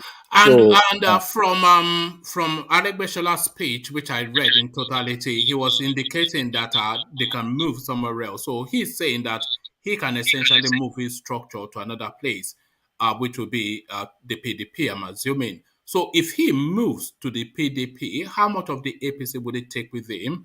And would that then, because a lot of people are signaling they are just speaking to the end of his political career. He's not going to wrestle Osun State out of the hands of Tinubu. That's not going to happen. Oyetola will be returned. And when Oyetola is returned, that will be the end for Aregbesola, because Buhari coming to an end is tenure. And then he will go into political obscurity after the next 2 years, Aregbesola. Let me tell you. If not to jail. Let me tell you this. That statement, I could interpret it in 2 ways. Number one, like what you said, that you want to move to PDP, and number two, I could interpret it that it's detaching himself from Tinubu and, and form alliance with some other group uh, uh, from at the national body of their party. Some other group at the national body of their party, and not Tinubu anymore. So it could go either way. But if that guy move to PDP, believe me, one man, PDP will win that state. There's no way APC will win the state. PDP will win that state because PDP have a very strong hold in that state. And as a matter of fact, the last election, PDP actually won. We saw the way they rigged Adeleke out, or what's the name of that candidate of PDP? We saw the way they rigged the election. It was rigged. In the favor, they used the federal might. The dancing senator. Yeah, they used the federal might to rig the election. So PDP is a very strong party in that state, and people but the PDP structure belongs to the Adeleke family. They are not going to surrender it to Aregbesola. They don't need to. And they are not going to share it with Aregbesola. And they might not even want Aregbesola in their party because they know his quantity. They know he would not be satisfied with just being a stakeholder. He will want to take over. No, he won't take over. But is that not what he's trying to do in APC? Well, they know what it's like now. No, let me tell you this. The way it works is this. He will join PDP to kill APC in that state. So, and if PDP, Adeleke, are not selfish, they could share position among themselves and forge a very strong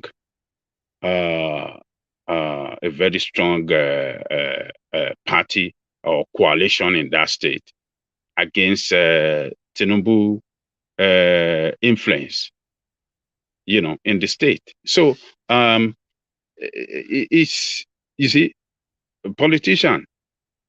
Let us go back to history now. It has happened in Lagos State. It happened in Lagos State before, during the Third Abrupted Republic, during the SDP and NRC. SDP is a majority party in Lagos State. SDP won all the assembly position. But when it comes to governor, just because Jakonde candidate was not a candidate that majority of members in the party agree to be their candidate, they decided to vote against their party. And that was what brought Otedola to the position of governorship. They carried out anti-party vote on the governorship election. They voted against, they campaigned hard in Lagos State for people to vote for Otedola against their party.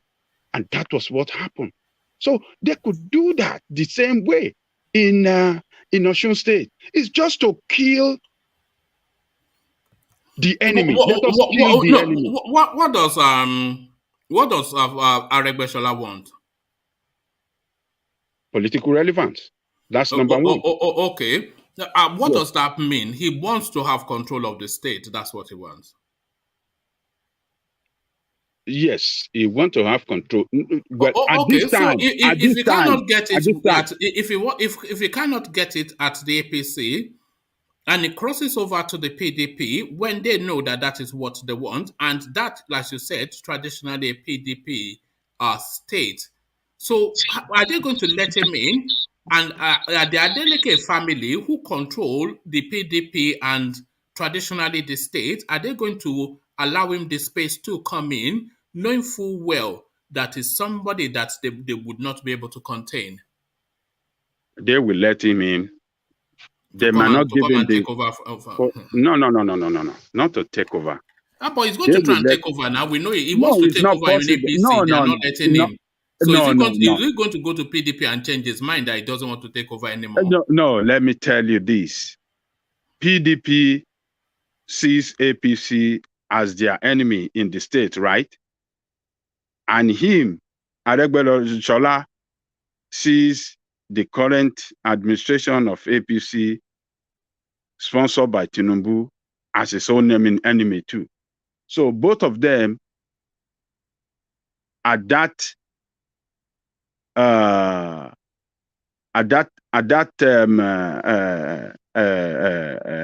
level, they share the same. They share the same. They have the same enemy to fight against. So how could they defeat this enemy? That is what is going to bring them together. Right. So they want to defeat that enemy. And going forward to do this, they have to work out some agreement that, okay, when we finally get this enemy out of place, how do we share government?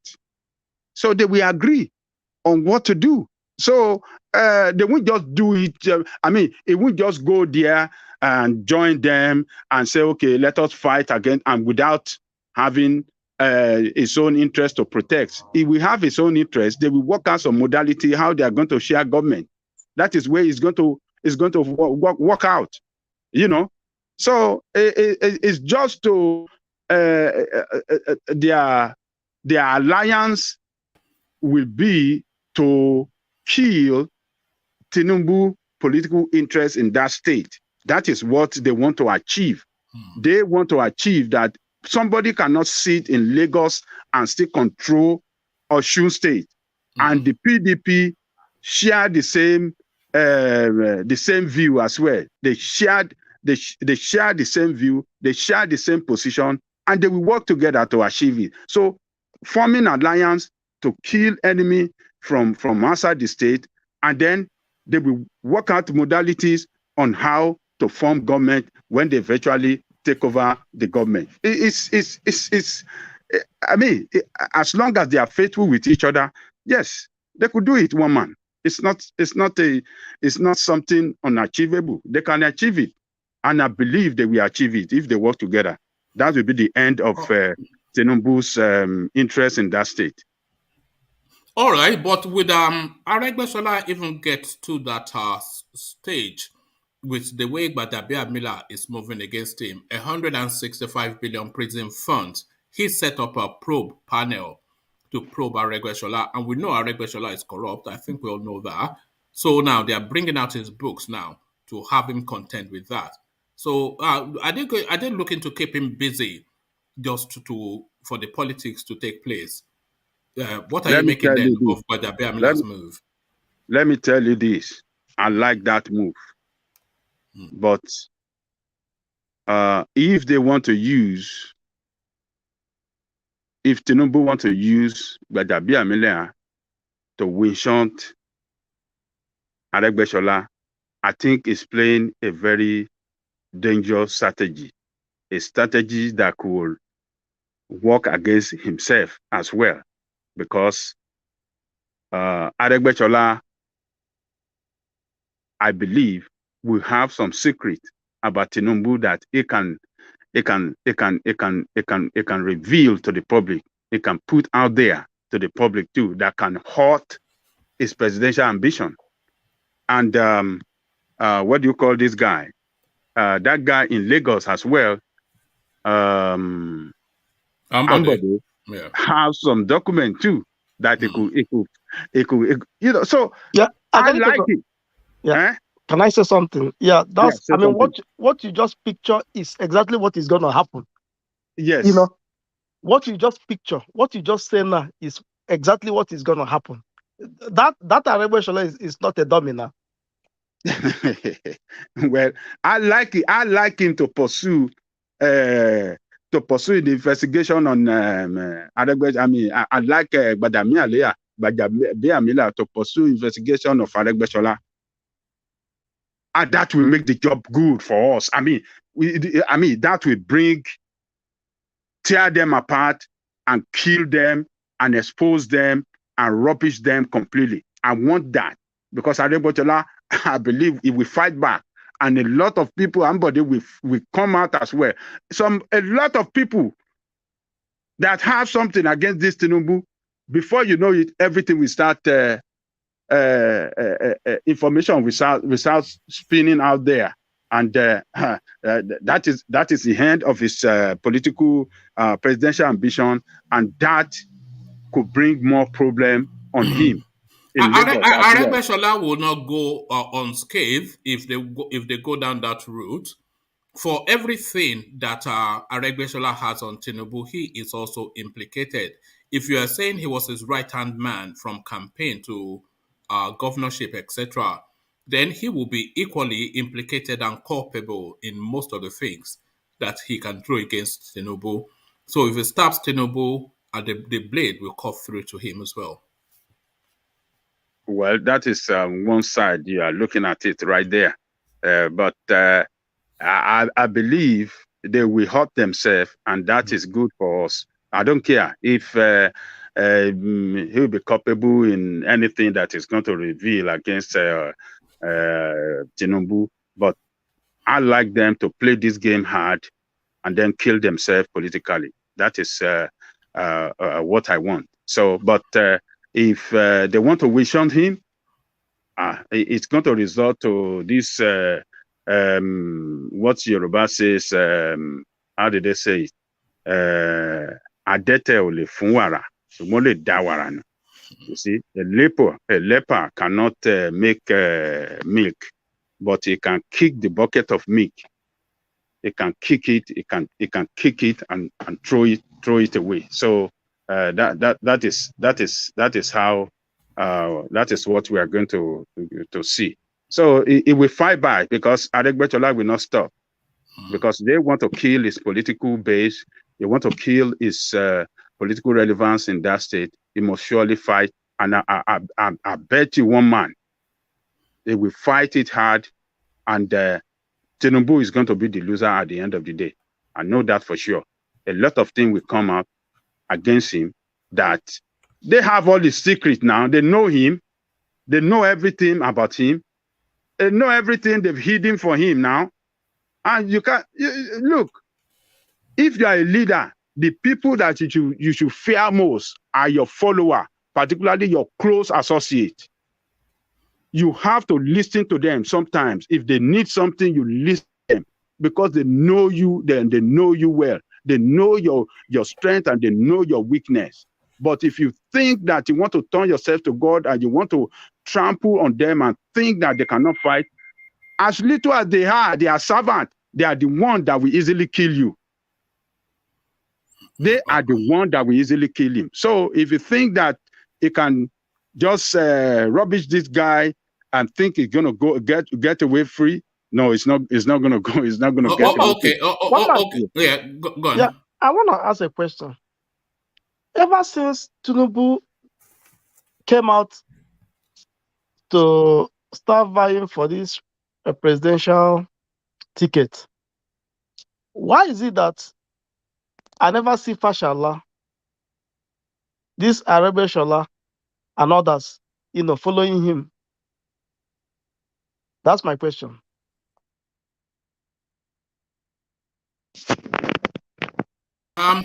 I think just for Fashola is still a government functionary, so he cannot really go that deeply in because all the candidates are in play.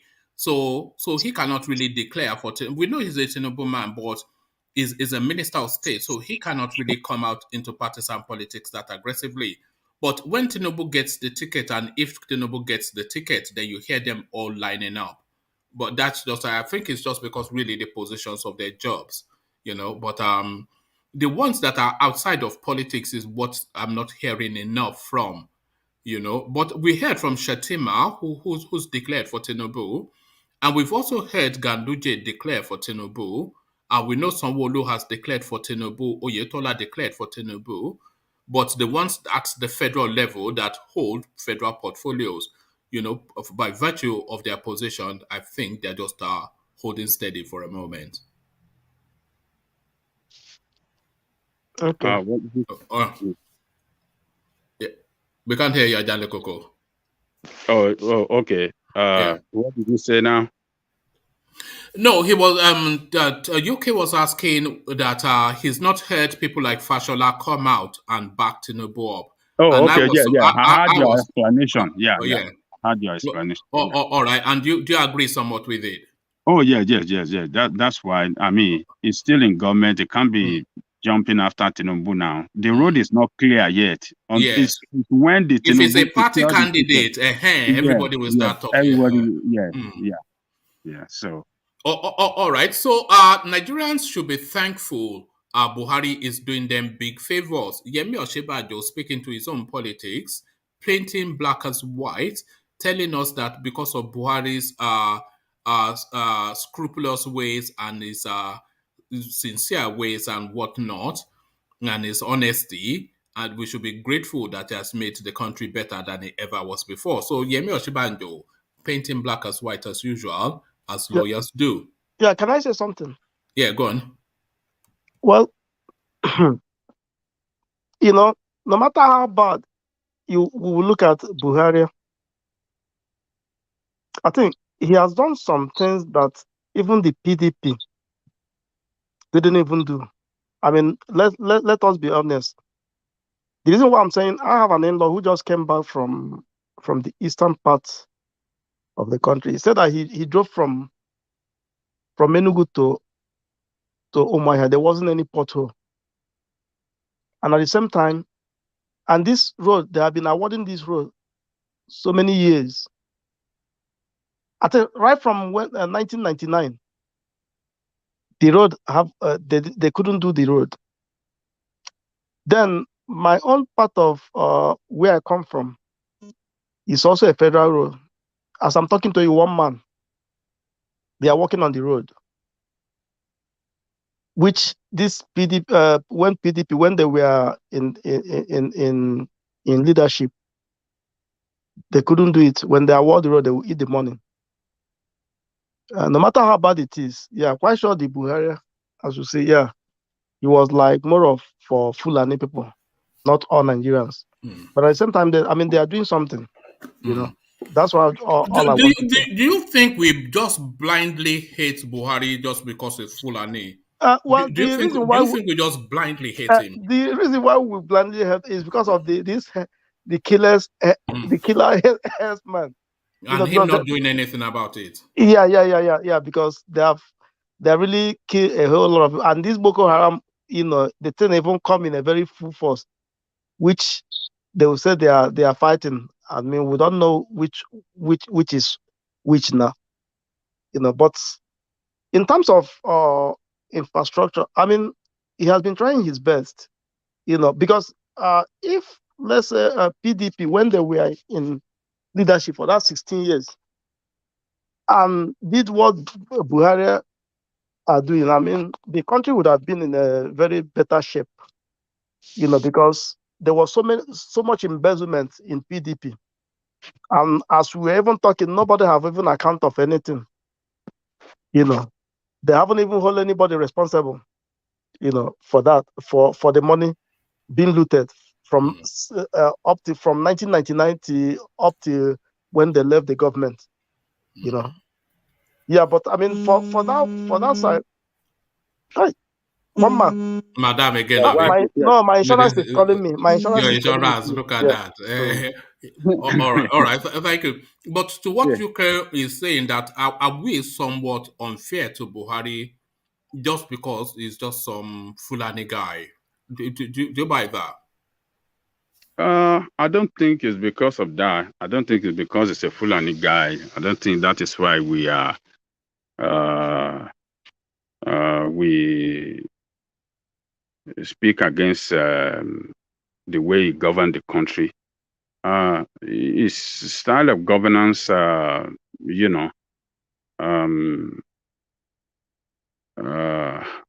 he has demonstrated that he's a tribal leader. He didn't manage the diversity and the unity of that country well. When it comes to sharing, most of the strategic position, or let's say maybe majority of the strategic position goes to his tribal men. A nation should not be governed, a multi-ethnic country like that should not be governed like that. It didn't follow the what is it called in the constitution? This federal character. Federal character. Yeah, the principle of federal character. It didn't follow it well, and it didn't. It governed with brutality and force. He have no respect for the rule of law. The DSS, what they have been doing against voices of dissent, like Nnamdi Kanu, Sunday Igboho, what they have done and killed people. That is what we believe. We are under democracy. We should not be governed like that, and that is why we are we continue to talk and speak against injustice, against unfairness, against all abnormality of in governance. We have to speak against it. So it's not that we hate him as a Fulani man, but we just want him as a president of Nigeria. What he promised Nigerian people, he should comply and fulfill them. So that is what we are asking for. So yeah, PDP to some extent did not do more enough. If we really want to score them when it comes to infrastructure, building of infrastructure, and they didn't do more enough. And the person that had the opportunity to do better on that would have been Governor Jonathan. But we saw the way he ran the country with perpetrated corruption, and we saw looting here and there. It's some people, because he's their tribal man, we always support him, like Shld. Like Shld. So I mention name now. Yeah, I will mention her name now. I want to support him for wrong. If he has governed the country well, if he has done well, people will not vote against him now. But he failed in the entirety. He didn't do right, and he governed, and he excluded Yoruba people in his government as well. He was just parading himself around with his people, and some Igbos corrupt politician, and some of the northern corrupt politician as well. They didn't. He mismanaged the place. As at the time that he took over government, there was no debt. For the short time he was there, he incurred about $8 billion in our external debt. He incurred about $10 trillion on our internal debt. So all these things, people saw it, and that's why they voted him out, that we cannot continue this direction. This man is taking us. The insecurity started under him. So what are we talking about? So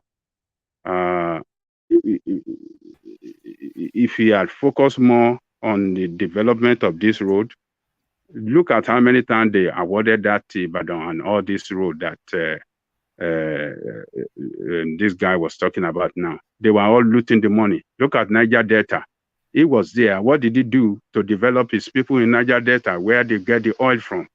But all of them were gallivanting, they are squandering money, they were looting at the highest spree you can never imagine. And you say we should continue like that? We should not challenge him, or we should not vote against him?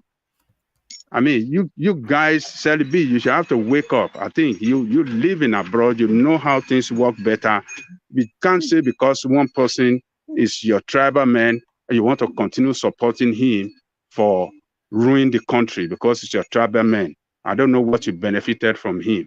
So just speak the truth and let's just stand against all this criminal. But stop lying. You are lying that Obasanjo is the one that ruined Nigeria. Obasanjo make it possible for your brother to be president. If not Obasanjo, you people wouldn't have been smelled the position of presidency ever in that country. If not for Obasanjo, you have to be grateful to Obasanjo and champion Obasanjo instead of you showing hatred because I don't know what you hate in him, what he has done against you. If not for him, NDDC you have today that you created to better the life of your people, that you people were looting all the money instead of spending it for the advantage of your people, you wouldn't have it in place today in that country. What are you talking about? So one man, we didn't hate BUHARI, but the way the direction is taking that country, it looked like it's taking that country on the wrong direction. Economically, we are failing.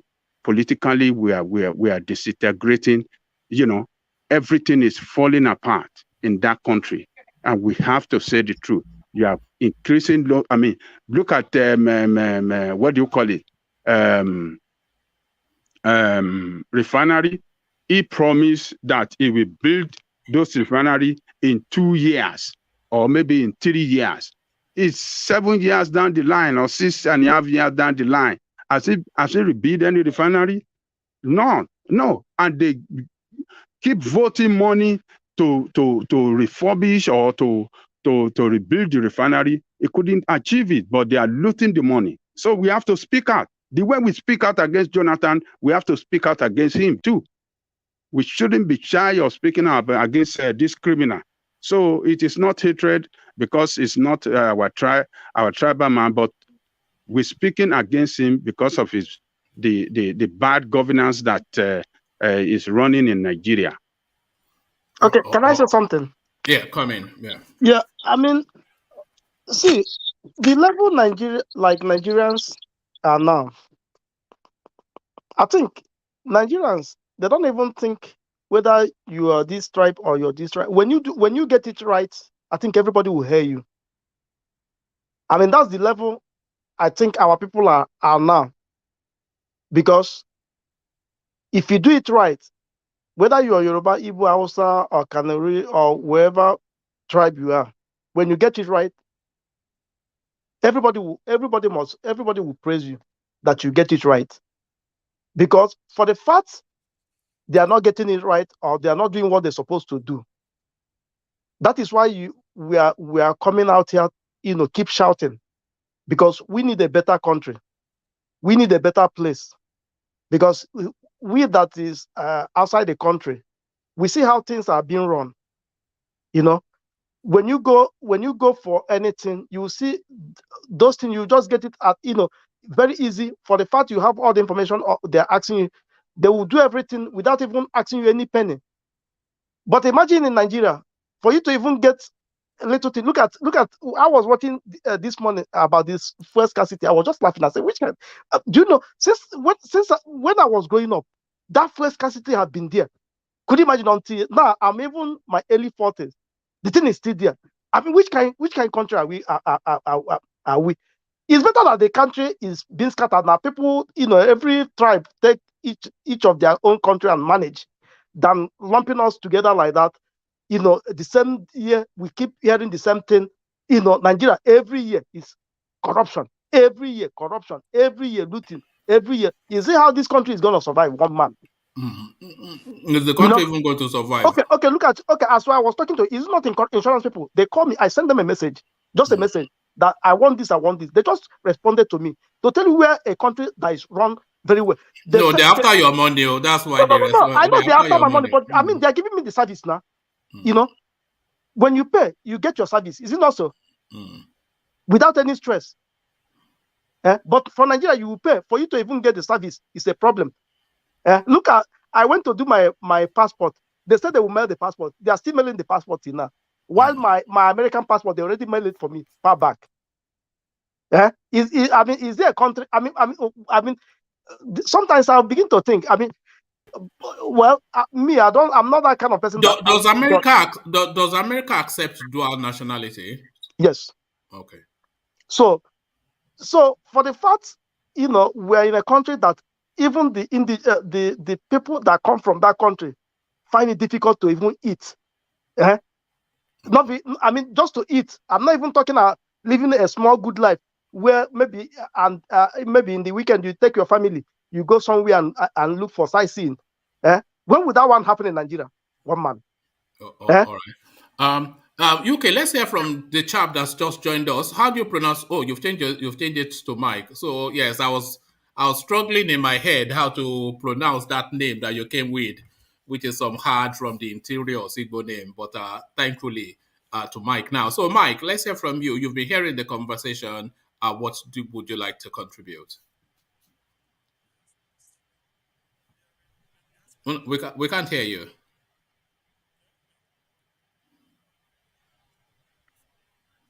Unmute yourself, Mike. It's unmuted, but I think it's volume because you can hear the whisperings, but you can't hear the fullness of it.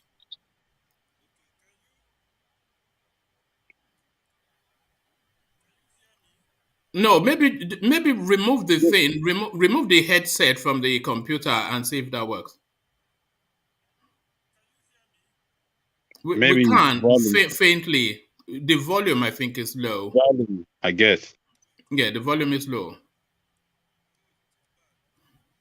While he's talking, I mean, I can. Yeah, you can carry on. But whilst he's waiting to sort himself out, Celibi is asking me to tell you of Ajanle Koko, so you are being told off now. It's a one man. Don't you think Ajanle Koko is being too personal? Please moderate the show. Otherwise, people will think you are biased. So I'm not biased, and I'm telling you of Ajanle Koko. Don't be personal. UK, you wanted to say? Yeah. So no, I mean the only thing. See, one man. All I'm just saying. I mean, the reason why I come, or we all come to this platform, is to make sure that the people over there live a better life. I mean, this thing we comes out every night or every morning to do is for humanity, one man. Because why we come here to say all these things we are saying, I mean, people are hearing our voice. I mean, there's no way people will be in their country and they'll be suffering, and the suffering is not even here. Even people to eat is a problem. Even people to have something to show that I belong to this country is very difficult. That's why a lot of people are running away. So I mean, and the people who are there are the people who enjoyed Nigeria when Nigeria was Nigeria. So why can't they just turn it the way it used to be? Nigeria, I mean, based on how Nigeria have been coming up all along, Nigeria should even be more what it is today, because they enjoy the Nigerian. Because I think people from late 80s downward, they haven't seen enjoyment of any Nigeria. Because no, that is what we were just saying earlier on, that if they had progressed along the template that Awolowo was starting, the country will be a different. Yeah. So the reason why I'm just saying we are not here for. I mean, we are preaching. This one we are preaching here is more than that one they preach to them in church, because we are still talking about humanity. It's all about human being. I mean, they are playing with human being, and they said they are playing with politics. Why don't you fix things? The money is there. Not that the country is even lacking. The money is there. Why don't you fix things in such a way that even the common man, even those who doesn't even have, at least we'll get a small hold of that country. No matter how small it is. All All right. Thank you, UK. So let's hear from Mike, and then we round off. So Mike, no, we can't hear you. Look at this one. Did you buy your system from the same place that Jan Coco buys It his is from? struggling. Oh God. I think it's the volume. We can hear you, but in just faint whispers. We can hear you in faint whispers. Yeah. Yeah. It's not working good for him. Okay. So, Ali, it's good to meet you, Mike. But you've come in late into the session, and we would like to hear from you. But your system is not. But we will reconvene 9:45 UK time. So hopefully you come and join us then, and by then you would have resolved whatever the gremlins are in the system. So, gentlemen, it's good to hear from you all. We've gone past the 2-hour mark, and I usually like to cap this. Earlier sessions around about that time. So I'll leave it there. Carry the conversation on within the comment section, but here I say peace.